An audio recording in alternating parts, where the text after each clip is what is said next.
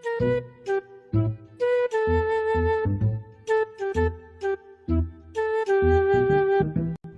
কইছে আমি সিগারেট খাই? আর আমি সিগারেট খাই না, আমার বাপেও সিগারেট খায় না।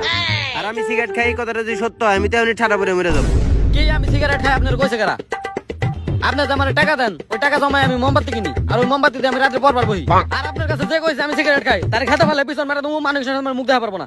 আর শুনেন, এটা কিন্তু আমি বকা দেয় নাই। এসব উল্টা পাল্টা কথা কইলে খালি চর দিমু।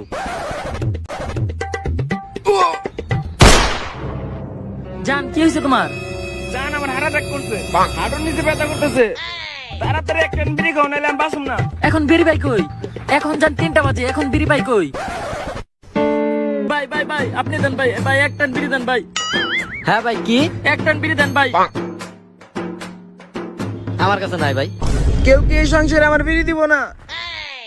ভাই আপনার কাছে 2টা বিড়ি ভাই, ভাই আপনি একটা দেন।